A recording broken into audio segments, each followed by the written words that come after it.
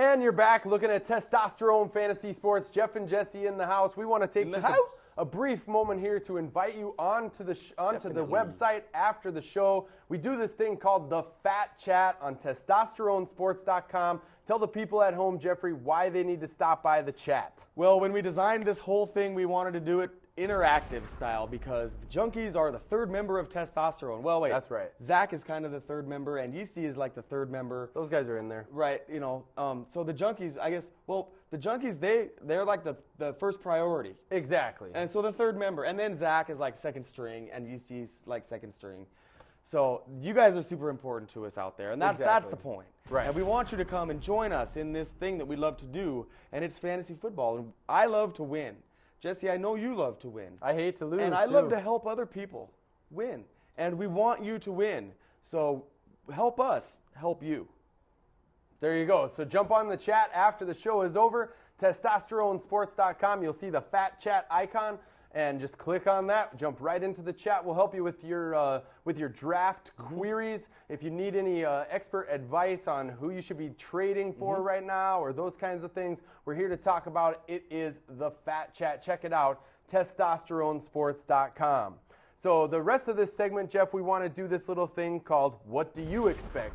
So what we'll do is we'll go through 8 different teams here over the next few minutes, rapid style, and we'll just kick it off with the AFC North. Jeff, the Pittsburgh Steelers, one of the best teams in the NFL over the past few seasons. What do you expect when Pittsburgh has the ball? Well, Pittsburgh is a team that has always been traditionally a very run-minded team. Well, gone are those days now with Big Ben back there, Santonio Holmes, Hines Ward, the big Heath Evans, and then the rookie who's looking really good, Lima Swede. I think they're going to take to the air early and often in 2008, and I expect big things from Big Ben and the passing attack. I do like the committee approach style that Mike Tomlin is going with, and I think that they're going to produce on the ground, but it's going to be hard to get Mendenhall or Willie Parker to be a guy that you can really depend on a week-in, week-out basis. You're going to be able to platoon those guys, get them in your roster on a now-and-then basis. They make great bye-week fill-ins. But you're going to want to really invest in their offense on the passing tip. I love Santonio Holmes this year. Absolutely. I think he's going to be fantastic, stretching the field, and then I like how Hines Ward can work underneath, and I think that Lima Swede will come around in the red zone, and I do think that Heath Miller will do well also. As far as defense goes, I don't think that they're going to have the greatest time when it comes to stopping the run, but I do like them on a fantasy production level. Good sacks, I think, at the passing game especially. So I really like them as far as going into 2008. And in that division, one offense that's going to be really dynamite is the Cleveland Browns. So, Jesse, what do you expect when the Browns have the ball? Well, when the Browns have the ball, Jeff, I expect a roller coaster ride. Realistically, this club has some playmakers at some very key positions. Of course, Braylon Edwards, one of the best wide receivers in the game. Kellen Winslow Jr. If you've been to my writer's blog at testosteronesports.com, you see I have that guy ranked as my #1 tight end. I love Kellen Winslow Jr. He's playing for to try to prove that he's healthy and he wants a new deal. So I love those two guys and what they bring to the table. Now, the reason why I say it's going to be a roller coaster ride is because this team came out of nowhere last year. No one really expected them to do much, but Derek Anderson blew up, and now Derek Anderson all of a sudden is a guy fantasy owners are drafting as their #1 quarterback. I personally think that's a little bit of a mistake. And this is where the roller coaster ride begins for me.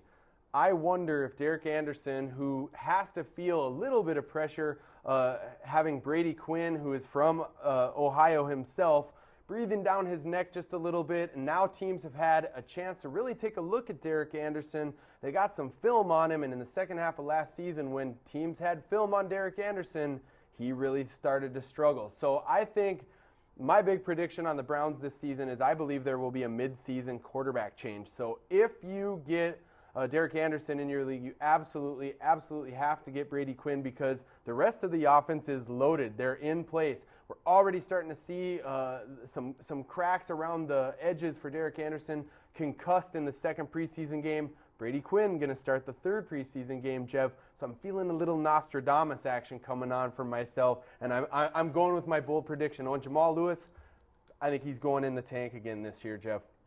The third team to examine in this division is a team not really doing much on the offensive side of the ball. Baltimore, when they've got the ball, Jeff, what do you expect? Well, I don't expect very much, especially in the running game. We did touch on this earlier in the show. I think that the loss of Jonathan Ogden is really going to prove to be a tough thing for them to overcome in the running game. Willis McGahee's got a bad attitude, and his knee isn't right, and he's had surgery now, and things just aren't going really well for them at all. I don't like their ability to produce in the passing game, although I like Flacco on the long-term development level. I just think that it's going to take a couple of years for him to come around and a couple of targets. Correct. Right now he's got one, and it's a tight end. So I really don't expect much from this team offensively at all. And honestly, I think their defense is going to be on the field a lot. So I don't think they're going to be able to do much for you either. So watch out for the Ravens. If you can stay away, please do so. 5'10" Troy Smith is currently rated as their number one passer, and that's ugly. So, Bad. So and I'll bet I know you just touched on Derek Anderson. He began his career as a Raven, and how much would they love to have him back right now? He'd be perfect for them. Brian Billick cut that guy, and Brian Billick, aren't you supposed to be some kind of offensive genius? Not anymore, buddy. You don't even have a job, man. Maybe you can catch on TV somewhere.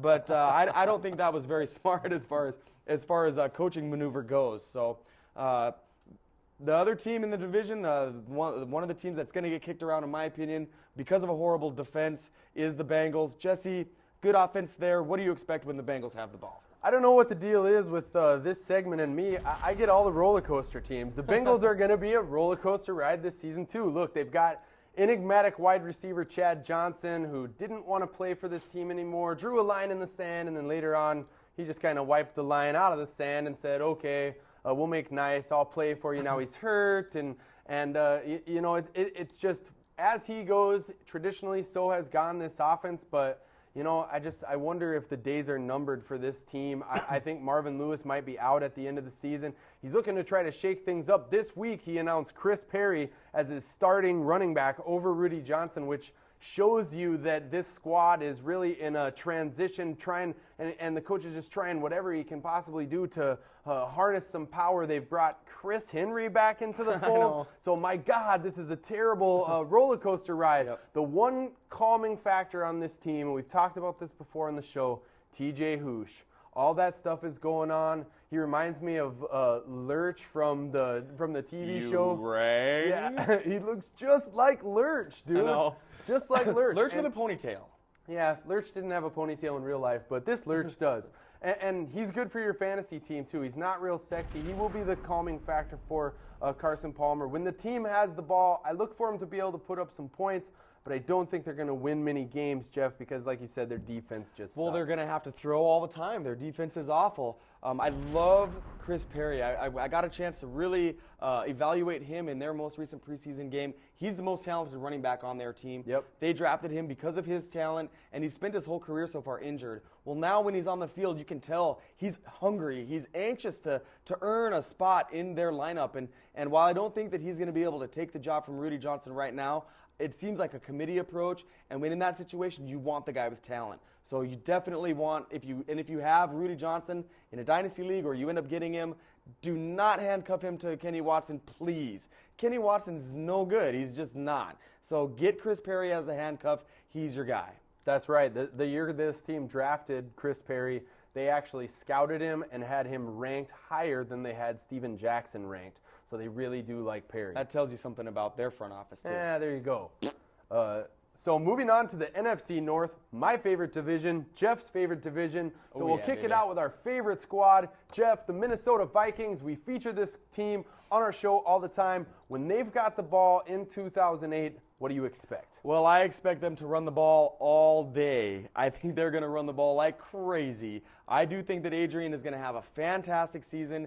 He's my number one pick overall in this fantasy season this year, and I think he's going to be wonderful. When Chester comes in to spell him, he'll do a nice job, and they will keep Chester in the mix quite often. They brought Bernard Berry in from Chicago, which is a little bit of offense, but also a defensive move because he's the best playmaking player that the Bears had. Now our offense is going to be able to get him open, just like it did with Troy Williamson last year. This time, Berrien will catch the ball that Williamson dropped. So I think that we're going to do a nice job when it comes to the rushing game. The passing game is going to come around. I really like Sidney Rice, his development. His hands are looking great, and I just think that our passing game is going to work very nicely with the rushing attack. Tavares has been looking good as a game management quarterback. He's not going to win the game on his arm. He's going to win the game by not making mistakes and giving the ball to Adrian, getting the ball to Sidney Rice and Bernard Berrien, and just keeping it all intact. And then our defense is able to win games on its own too. So I think that when we have the ball, it's going to be a lot of everybody else and a little bit of Tavares. Yeah, and our number one rival in the division is still the Packers. They're the team that I drew out of the hat right here. Thanks, Jeffrey. So, Jesse, when the Packers have the ball, what do you expect? Nice, Jeff. Nice segue. When the Packers have the ball, I really expect a roller coaster ride this season. Look, they've moved away from Brett Favre.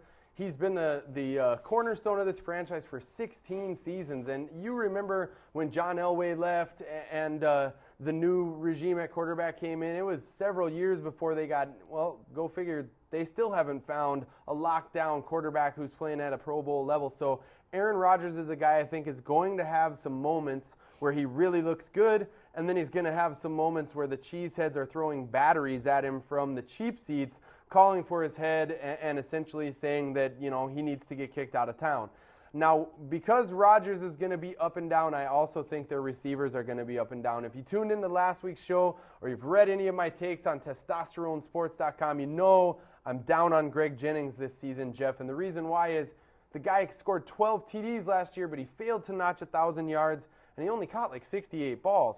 So for being that number 2 receiver that fantasy owners are taking him as, I worry that a down season is in the cards for him, as Aaron Rodgers might struggle a little bit from time to time. Now, the key to this offense for me is Ryan Grant in the running game. They've got a nice offensive line up front. Grant should come in happy. He got a new contract in the offseason. He's going to be spelled from time to time by Brandon Jackson, who I like. He's explosive from Nebraska. I might be a little biased on that, but I'm telling you, Jackson has looked good and is making the most of his opportunities in the preseason so far. So I do think this team will have some nice offensive moments. Will they be as explosive last year as they were last year when they were one of the best offensive teams in the league? Probably not. Jeff, the Bears definitely suck. Yeah. What do you expect when they have the ball? Are you just going to doze off on the couch or what? Well, pretty much. I probably won't watch many Bears games unless they're playing the Vikings, you know, or unless they happen to be on Monday night. Wait, I doubt they will be. That can't or maybe happen. Sunday night. No, probably not. No. Maybe they'll get televised during Sunday's game. No, I doubt it. Probably not. Thursday? No. They'll be on the clock after the season's over, though. Yeah, they will be on the clock. Probably number 1 on the clock when the season's over, which is a nice, funny joke. But when they have the ball, I think they're going to have a hard time running the ball. I think they're going to be a committee approach. And I do have a very bold prediction that is going to wow you, and that's that I believe that the most productive back out of their backfield this season will be the other Adrian Peterson. They have no receivers to speak of. They're going to throw their ball to the tight end a lot, and it's going to be Greg Olsen, who's probably going to lead this team in receptions. But only if you're an idiot should you draft Greg Olsen in any format. Oh, wow. This season. There's a shot. So the final team to break down in this division is the Lions. Oh, that's right. Jesse, when the Lions have the ball, what do you expect? When the Lions have the ball, Jeff, I think it really boils down to their quarterback position.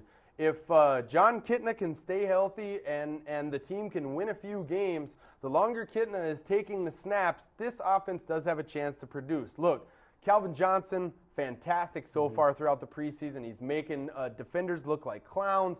This is the year where Calvin Johnson takes his game to the next level. Roy Williams, he's going to be a free agent at the end of the season. I think he will play with a lot of heart and a lot of tenacity. So as long as Kitna stays healthy, he's going to be slinging the rock all over the field. The defense isn't going to stop too many people, so they'll need to score points.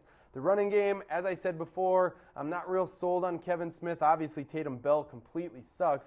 But the key here is Kitna. If he gets hurt or if he gets supplanted in that offense, the Lions' offense will just fall through the floor. Not a big believer in Dan Orlovsky? Nope. Or Drew Stanton. Yes, Drew Stanton. Neither one of those guys. Dan Orlovsky. Nope. Yeah, not interested in either of them. So, well, we'd like to thank you for joining us for this segment. That was What Do You Expect? That's right. And we'll be right back for one final What Do You Expect segments, breaking On down 8 more teams. Testosterone Fantasy Sport. Yep. Not much. I'm good, bro. What's that movie, man? Dude. Man. This is pirated. So? So, I wanted the real thing. What's the difference, man? The difference is that when I start making movies, people ripping me off. I wouldn't rip you off, man. Prove it.